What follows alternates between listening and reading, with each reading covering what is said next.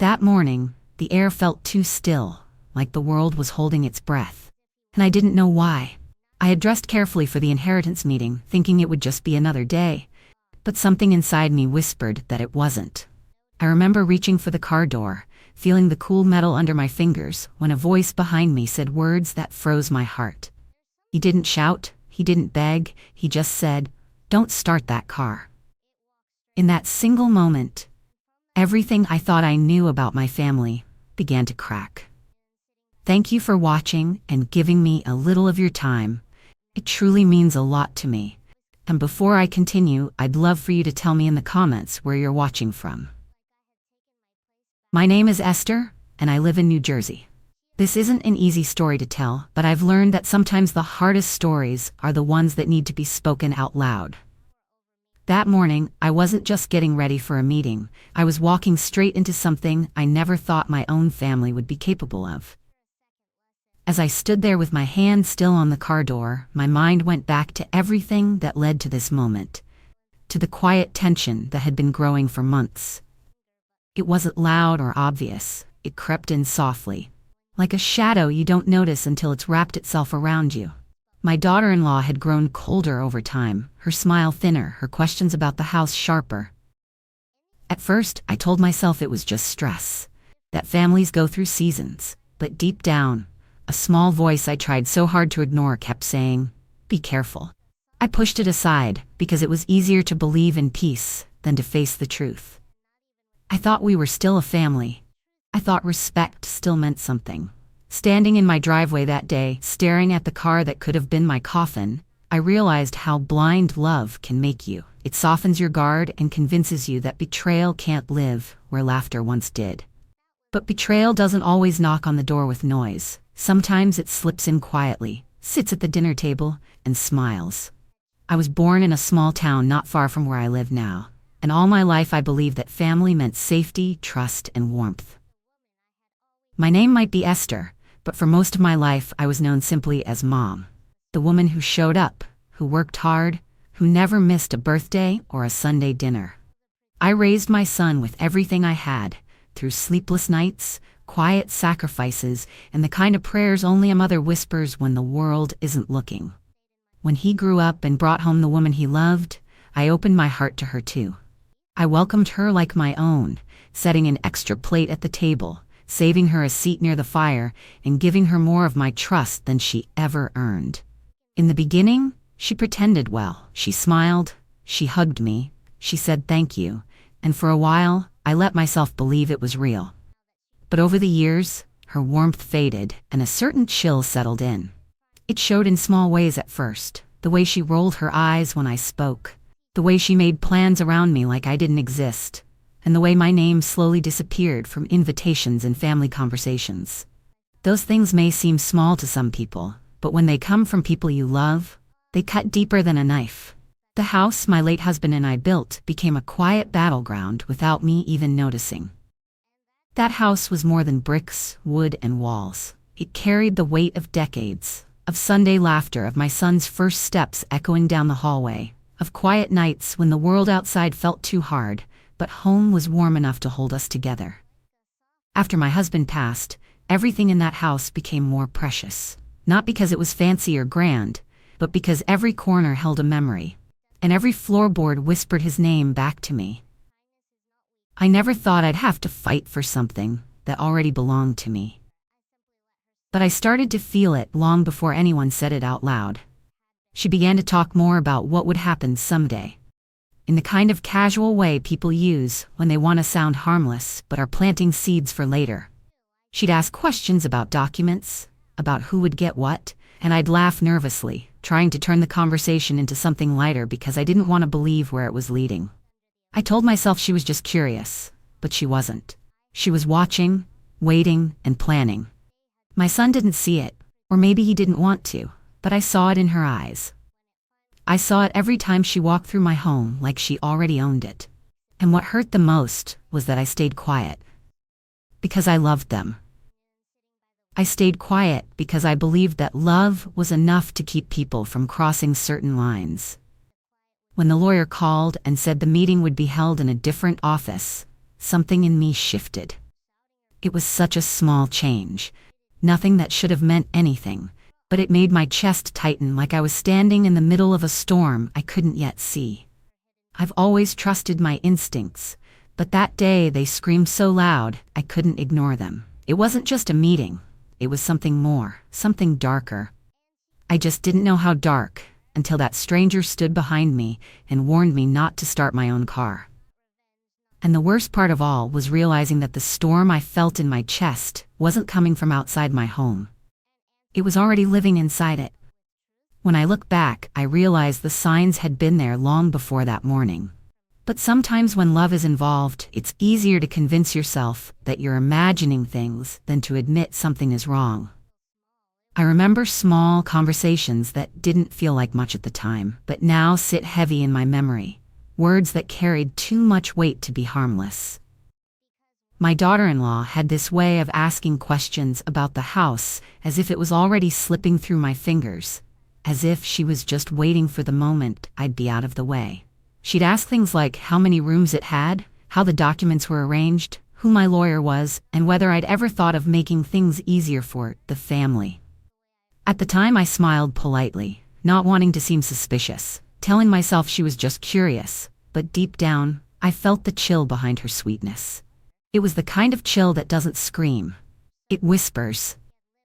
Over time, the whispers became louder, not in words, but in how she moved through my home.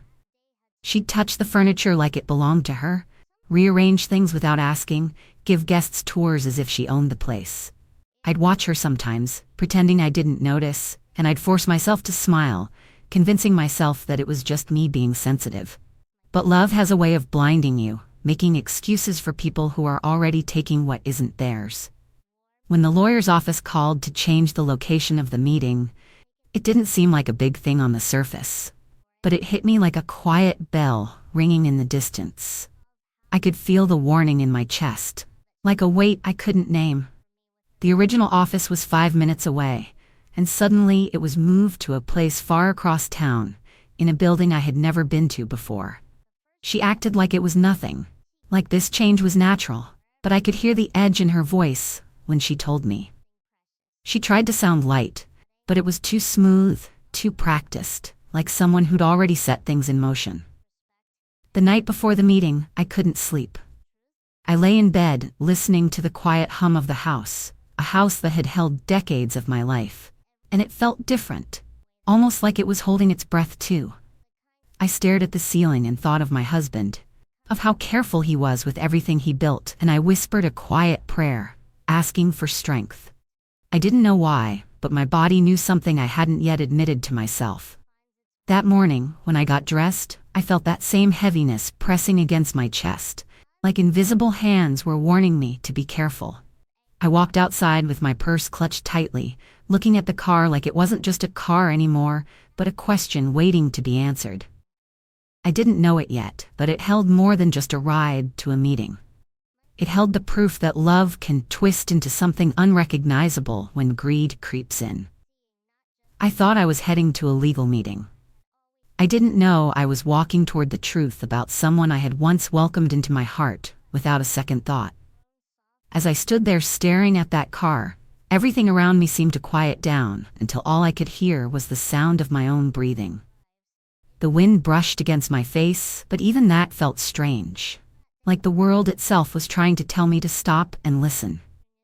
My hand was just inches away from the handle when I heard footsteps behind me, slow and uncertain. I turned around, expecting to see a neighbor or maybe no one at all. But instead, it was the same man I had passed so many times outside the grocery store. I'd seen him in the same worn jacket every week, sitting quietly with tired eyes, and I'd always nodded politely, sometimes handing him a few dollars or a cup of coffee. But that morning, he didn't have the look of someone asking for help. He had the look of someone trying to save a life. His voice was low, but steady enough to pierce through the silence. He said, "Don't start that car." For a second, I couldn't breathe. I remember the way my fingers trembled, the way my throat tightened like it was holding back everything I didn't want to admit. I asked him what he meant, my voice coming out smaller than I intended, and he stepped closer with a folded piece of paper in his hand. He told me he'd been near the parking area behind the convenience store the night before, trying to keep warm, when he overheard someone describing my car, the make, the model, the color, and the license plate. He didn't know who she was at first, but when she stepped out of a nearby car under a streetlight, he recognized her face from the time she had come to the store. He didn't know my name, but he remembered my face. My daughter-in-law. My chest felt like it was caving in as I listened. He unfolded the piece of paper and handed it to me. It had everything written down: the time he saw her, the exact spot she stood, and how she'd whispered to someone on the phone about making sure things were done right. His voice cracked slightly when he told me that something about the way she spoke made his skin crawl, like she wasn't talking about a favor but something final. I clutched that paper like it was the only thing holding me up. The world around me blurred, and for a moment I could barely feel my feet on the ground. My heart beat so loud it drowned out everything else. I asked him again if he was sure, hoping, almost begging, for him to say maybe he was mistaken. But he looked straight at me, with eyes that carried both exhaustion and honesty, and he said he was certain. That was when my knees weakened, not because I doubted him, but because I believed him. I thought of every moment I ignored, every warning I silenced inside myself, and it all came rushing back like a wave I couldn't stop. I thanked him with a voice that barely held together, and he nodded, like someone who understood pain better than most people ever would. I stepped back from the car, my body heavy with the weight of what I had just heard. It's a strange thing when betrayal stops being a quiet suspicion and becomes something you can touch with your hands. That car wasn't just a vehicle anymore. It was a trap, and if not for that man, I might not have lived to see the end of the day. In that moment, I realized how fast a heart can break without making a sound. I stepped back from the car that morning, with my heart pounding so hard it felt like it was trying to break through my chest, and in that moment, everything around me started to move slower. As if the world itself wanted me to understand the weight of what was happening. I held that small folded paper in my hand, and it felt heavier than a stone, not because of what it was made of, but because of what it carried. It carried the truth I had been avoiding. The truth that the danger I had been sensing wasn't just my imagination. It was real, standing right in front of me, wearing the familiar face of someone who sat at my dinner table and called me family. I stared at that car, and it didn't look the same anymore. It wasn't a vehicle waiting to take me to a meeting. It was a trap waiting to swallow me whole, a trap carefully built by hands I once trusted. I took a deep breath and forced myself to think clearly, because this was no longer the time to doubt my instincts. I slowly pulled out my phone, my fingers trembling as I dialed the number for a tow truck. While I waited, the man who had warned me stood a few feet away, not saying much, just watching to make sure I didn't go near that car. There was something quiet and steady in the way he stood there, as if he understood more about danger than I ever would. I thought about how I had passed him so many times without ever imagining that one day, this stranger would be the one to keep me alive. The tow truck arrived faster than I expected, and the mechanic jumped out with that casual ease people have when they don't yet know what's about to hit them. I explained as best as I could, my voice shaky but calm enough to be understood, and I handed him the note. His expression changed as soon as he read it. He crouched down near the car, slid underneath with his flashlight, and after a few quiet seconds, he called me over with a look on his face that I will never forget. He didn't need to explain much. I could see it in his eyes before he even spoke.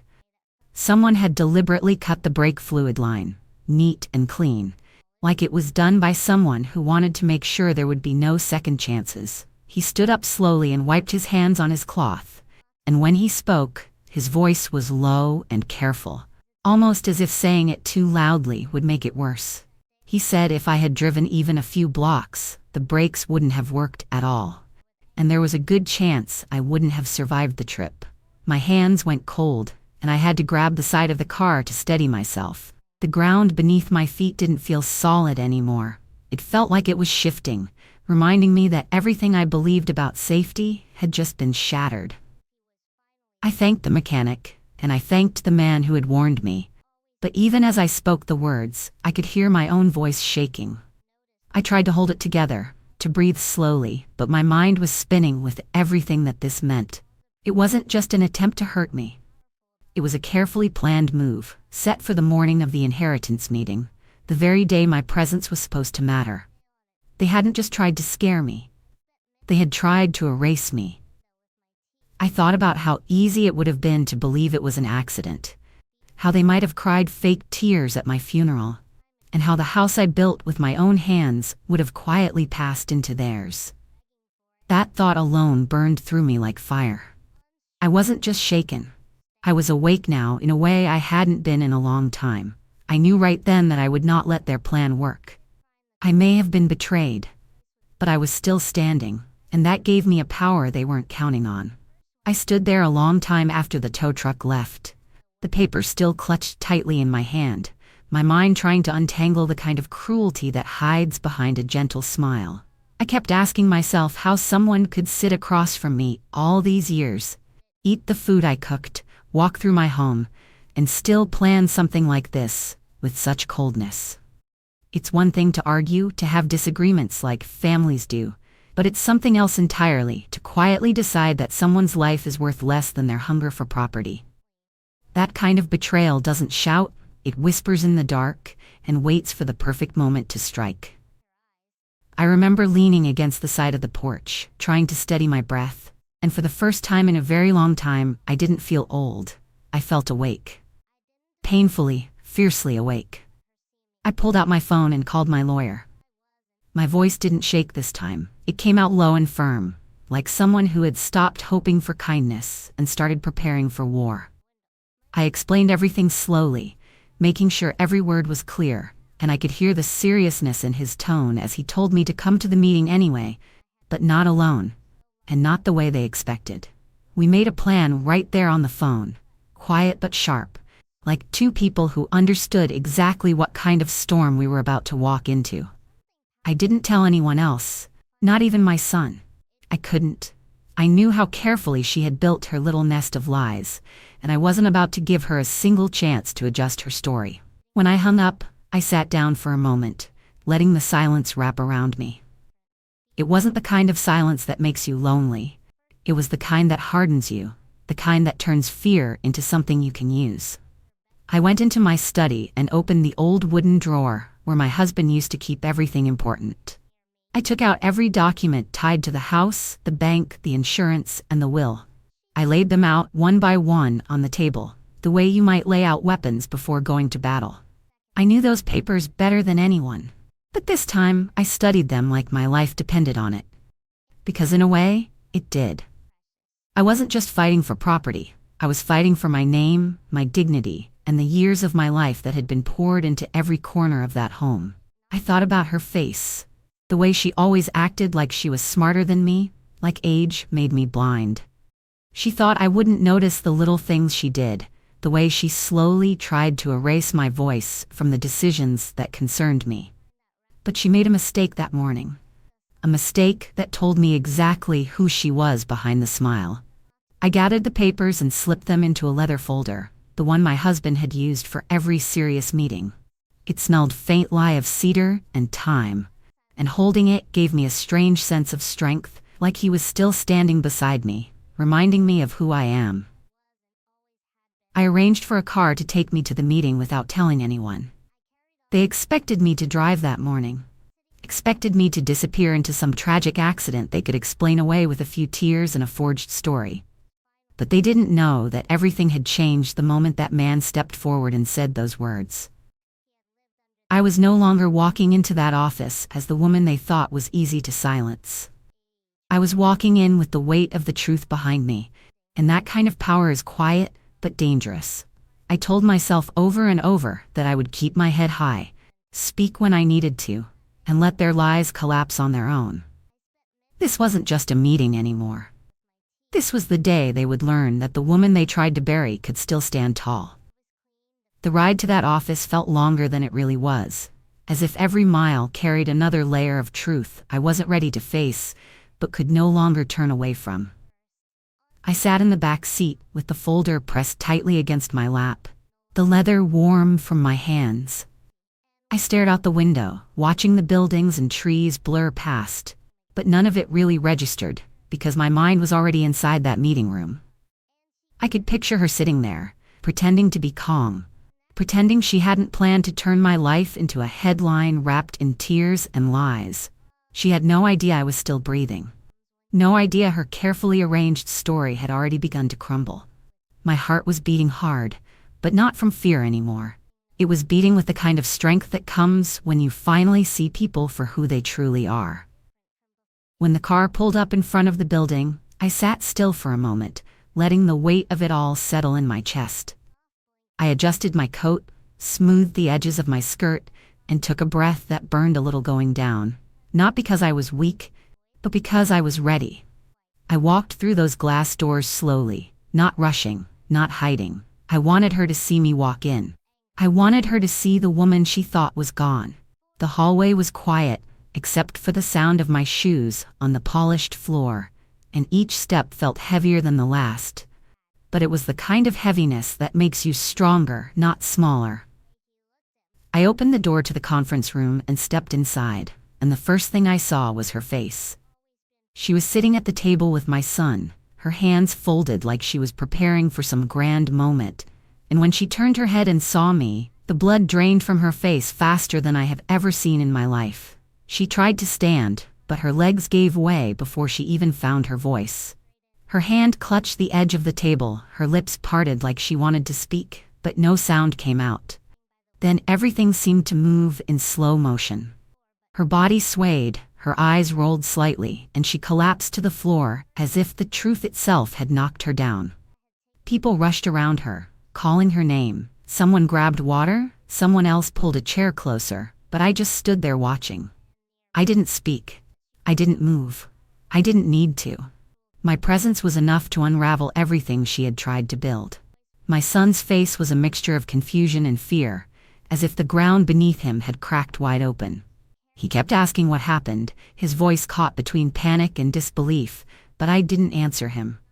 I walked calmly to the chair at the end of the table, the one they hadn't planned for me to sit in, and I placed my folder down gently, as if I had all the time in the world. The lawyer's eyes flickered between me and the mess unfolding on the floor, and he knew without a word that something far deeper than a fainting spell had just happened. I sat down slowly, folded my hands on top of the folder, and looked at the woman on the floor who had spent so much time underestimating me. She thought she was clever. She thought everything was tied up neatly, but she had forgotten one simple truth. A lie only works if the person you're trying to bury stays buried. She finally came to, her breathing shallow, her eyes darting toward me as if she were looking at a ghost. She wanted me gone, but there I was, sitting taller than ever, not shouting, not accusing, just existing in a way that made her lies collapse on their own. For a moment, no one knew what to say. The air in that room felt different, heavier, as if it carried the truth in every corner. And in that silence, something powerful happened. All the control she thought she had slipped through her fingers, without me having to lift a single hand. I didn't need revenge at that moment. I only needed her to see me standing, breathing, living. And she did. That was the beginning of the end for her, and she knew it. The room stayed wrapped in that thick silence for a long time. The kind of silence that doesn't just fill the air, it presses against the walls until everyone can feel it. I sat there, hands folded on top of my folder, while people moved around her in a quiet panic. They whispered, they fussed, they reached for water, but none of it mattered, because the real noise in that room wasn't coming from their voices. It was the sound of her plan falling apart. I could see it in her eyes when they finally met mine again. She didn't have to say a word for me to know she understood what my presence meant. She thought she had erased me, thought she had taken control of everything. And now, here I was, sitting at the head of the table she wanted to claim for herself. The lawyer cleared his throat gently, his voice steady but careful, as if he too felt the shift in power.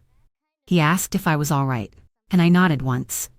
Then he asked if we should continue, and for the first time that morning, my voice came out calm, steady, and stronger than it had been in a long time. I said yes, we should continue. My son's eyes were wide, filled with questions he didn't yet know how to ask, but I wasn't ready to give him answers. I wanted them all to sit with the weight of what they had tried to do before I spoke another word.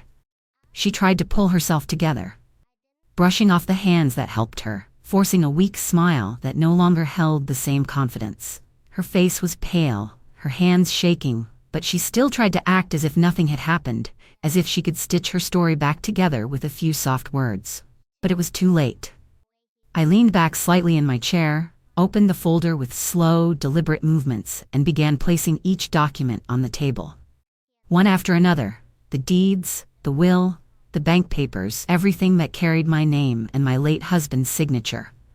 I placed them down like pieces on a chessboard, steady and quiet, while she watched, frozen in her seat. Then I took out the note the man had given me that morning, folded neatly and kept safe in my purse. I slid it across the table toward the lawyer without saying a single word. He picked it up, adjusted his glasses, and his face hardened as he read. I didn't need to explain. The truth was written clearly in ink. I looked at her again, not with anger, but with the kind of stillness that makes a person shrink in their chair. She had wanted to paint me as weak, confused, maybe even unfit to handle my own affairs. She had planned it well, down to the car that was supposed to silence me forever. But here I was, very much alive, very much in control, and very much aware of every lie she had wrapped around herself, like a pretty ribbon. My son shifted uncomfortably in his seat, and for the first time I saw something crack in his eyes too. Doubt, fear, maybe even shame. That was her mistake. She thought betrayal could stay hidden forever. It never does. I began to speak, slowly and clearly, not raising my voice, not showing a single tear. I told them I knew about the car, about the change in location, about the whispers in the dark. I told them that the only reason I was sitting in that chair was because a man with nothing had chosen to protect a life that wasn't his to carry. I watched her hands tighten around the edge of her chair as each word settled over the room like a stone in water. No one interrupted me. No one dared. And in that silence, I found something I hadn't felt in a long time. Power.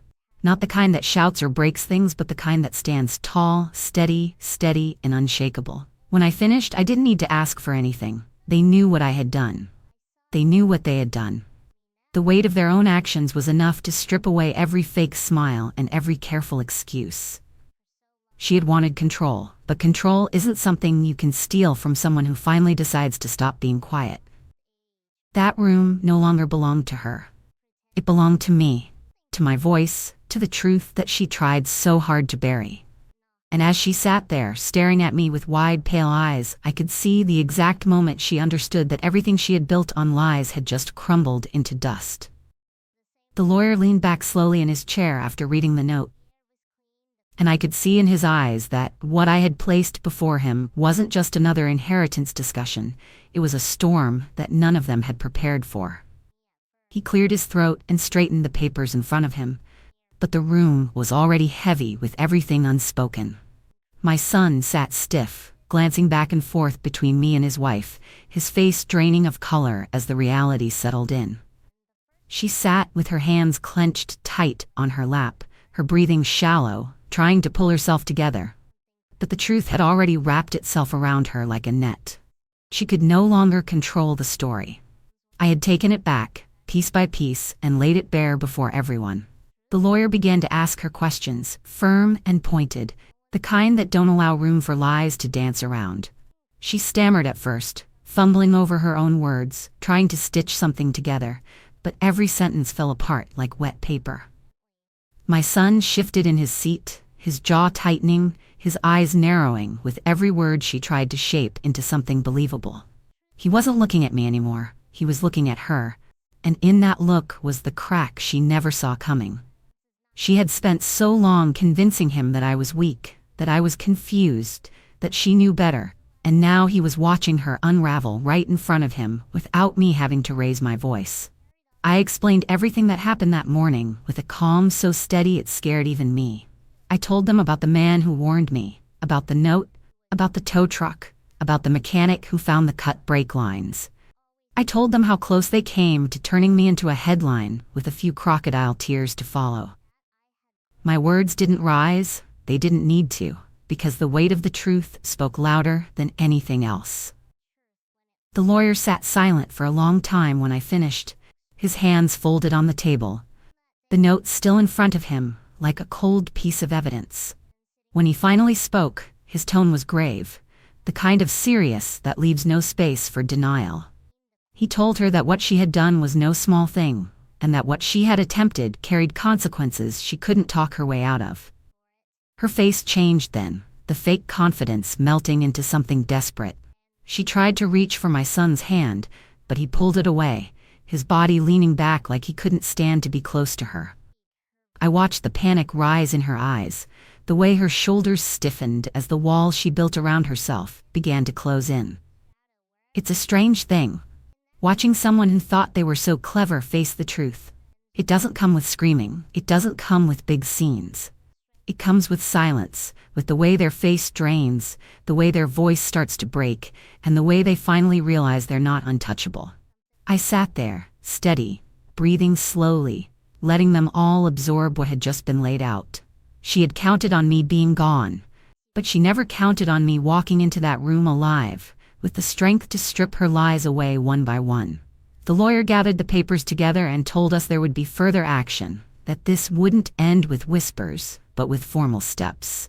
She lowered her head then, the same woman who used to strut through my house like she already owned it. She looked small, not because I had shouted her down, but because the truth itself had made her shrink. I didn't need revenge in that moment. I only needed them to see me exactly as I was, alive, strong, and unbroken. And they did. For the first time in years, the power in that room was mine again, not because I forced it, but because it had always belonged to me. She had tried to take everything quietly, but she forgot something important. You can't take from someone who refuses to disappear. You can't silence someone who decides to speak. That day wasn't just about property. It was about standing in the wreckage of what someone tried to do to me and choosing not to bow my head. I left the fear in that car they tampered with, and I walked into that room as the woman they never expected to face. And by the time I finished speaking, every single person in that room understood that clearly. When that meeting finally ended, I walked out of the building without looking back, holding the same folder I had carried in with me. But this time, it didn't feel heavy at all. It felt like a shield I had built for myself, piece by piece, from everything they thought I couldn't see. The sky outside was gray, the kind of gray that makes the world look quiet, and for the first time in a long time, I didn't feel the weight of fear on my chest. I felt something else, something solid. Power. Not the kind that makes people loud, but the kind that lives in silence, in steady steps, in the way your shoulders stop sagging and your breath comes easier. I walked down the steps slowly, letting the cold air hit my face, and I reminded myself that I had survived something that was never meant for me to walk away from. I had faced the people I trusted the most, and watched their carefully built lies fall apart without raising my voice. That kind of strength doesn't come from rage. It comes from finally knowing your worth. I didn't go home right away. Instead, I asked the driver to stop by the grocery store where I had first met the man who changed the course of that day. I spotted him near the corner where he always sat, hunched slightly against the wind, his jacket still the same, worn and frayed at the edges. He looked tired, but his eyes were clear, steady, the eyes of someone who had chosen to act when it would have been easier to stay silent. I walked up to him slowly, my hand still clutching that folder, but this time it wasn't to protect myself. This time, I wanted to say thank you to the man who saw danger when I was too close to it to recognize it for what it was. He looked surprised when he saw me, almost like he hadn't expected to ever see me again. I told him that if it weren't for his warning, I might not have been standing there in front of him. I told him I would never forget what he did, not for a single day. He didn't say much, just nodded and smiled softly, like someone who doesn't need praise to know the worth of what they did. I reached into my bag and handed him an envelope. I told him I wasn't giving him a gift. I was giving him a promise. Inside were the arrangements I had made to ensure he'd have a roof over his head and a warm bed to sleep in, starting that very night. His hands trembled a little as he held it, and his eyes glistened in a way that made my chest tighten. In a world that can be so cold, his kindness had been my light, and I wasn't about to let it be forgotten. I stood there talking to him for a while, not about what happened, but about simple things. He told me about the places he'd been, the people he'd met, the quiet things you only hear if you listen. And for the first time that day, I felt something gentle settle in my heart again. Betrayal may have come from inside my own walls, but kindness had come from where I least expected it. That man, with nothing in his hands, had given me the chance to hold on to my life. It's strange how the people who have the least sometimes give the most. When I finally turned to leave, I felt a quiet kind of peace. Not the kind that erases what happened, but the kind that reminds you that even in the darkest corners of a story, there are still people who choose to do what's right. I walked away knowing he would never sleep out in the cold again. I made sure of that. And in a way, it was my way of taking back a world that someone else had tried to make smaller. I couldn't undo what she had done, but I could choose what kind of person I wanted to be in the aftermath. And I chose kindness, not because I was weak, but because I was strong enough not to let their darkness shape me. When I got home that evening, everything felt different, even though nothing had physically changed. The walls were the same, the air carried the same quiet. The house still smelled faintly of lavender and old wood, but something inside me had shifted. I closed the door slowly behind me and leaned against it for a moment, just breathing. For so long I had walked through that house carrying a quiet fear I couldn't quite name, a fear that lived in the shadows of what I didn't want to see. But now there was no shadow left. I had faced the truth, spoken it out loud, and left it on that conference table where it belonged. The house felt like mine again, not because I ever lost it, but because I had reclaimed the strength they tried to take from me. I walked through the living room slowly, my hand brushing against the furniture, the walls, the pictures of my late husband smiling down at me. I whispered to him softly, as if he could still hear me, telling him that I stood my ground, that the woman he loved didn't let herself be erased. It's strange how strength doesn't always feel like thunder. Sometimes it's quiet, like the way your hand stops shaking when you know the storm is behind you. I sat down in the old chair by the window, the one where I used to hold my worries like stones in my chest, and for the first time in a long while, those stones didn't feel so heavy anymore. I thought about everything that had happened, the cold air that morning, the stranger's trembling voice, the way my heart had pounded when the truth was revealed, and how their faces looked when they realized they had failed. I thought about the years I had spent swallowing my instincts, convincing myself that love and family meant safety, only to learn that betrayal can wear a familiar face and still smile at you. And yet, here I was, breathing. They had tried to write me out of my own story, but I had taken the pen back before they could finish a single line. That realization settled deep in my bones, warm and steady. I picked up a small photograph from the shelf, one taken years ago when we still felt like a family. It didn't hurt to look at it the way it used to. It just reminded me of the woman I used to be, the one who gave too much trust without asking for any proof. That woman still lived in me, but she wasn't alone anymore. Now, she stood beside someone stronger, someone who had learned to listen to her own voice when everything else tried to drown it out. I whispered to myself that night that this wasn't the end of my story. Not even close. This was the moment where everything changed. I sat there in that quiet room, my hands folded gently in my lap, and let the stillness settle around me like a blanket. It wasn't silence born out of pain anymore. It was silence that belonged to me. The kind that comes when the war has been fought, and the ground is finally yours again. I knew the road ahead wouldn't be simple, but I also knew this. They no longer had power over me. Their lies had burned out the moment I walked through that door alive. And from that day forward, I would never again ignore the voice inside me that had tried to warn me for so long.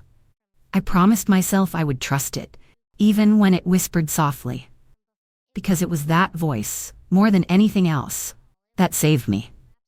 That night, I sat quietly by the window, looking out at the dark street, and for the first time in a long while, I felt something I thought I had lost. Peace. Not the kind that hides behind pretending everything is fine, but the kind that comes when you've stood your ground, faced the truth, and walked through the fire without letting it consume you. My life didn't end the way they wanted it to. Their lies didn't win. Their greed didn't break me. If anything, they reminded me just how much strength was still living inside me, waiting to be claimed. I had spent too many years giving people the benefit of the doubt, even when their actions whispered the truth I didn't want to hear. But not anymore. I learned that day that silence is not weakness, and trust should never blind you to what's real. I thought of the man who saved me. The sound of his voice, the way his eyes held steady when he warned me, and I felt a wave of gratitude wash over me. It's strange how help sometimes comes from the people you least expect. I thought of my home, my husband, the years I spent building a life, and how close they came to taking it from me. But they didn't. I was still here. Breathing. Standing. Living. And they had to live with the fact that I walked into that room when they were certain I wouldn't. That was my quiet victory. I didn't need to raise my voice or make a scene. The truth spoke for me. I know there are people who will understand what it means to be betrayed by someone who was supposed to protect you. It's a kind of pain that leaves a scar you don't forget, but it also gives you a kind of strength no one can take away from you. To everyone who has listened to my story, thank you for staying with me until the end. It means more to me than I can put into words. I hope my story reminds you to listen to that quiet voice inside you when something doesn't feel right. I hope it reminds you that standing tall doesn't always mean shouting. Sometimes it just means refusing to fall. If you've ever faced something like this, I see you, and I understand more than you know. If you enjoyed listening to my story, don't forget to subscribe and tell me in the comments where you're watching from. Your stories matter too, and I'm always grateful to share a little peace of mind with you.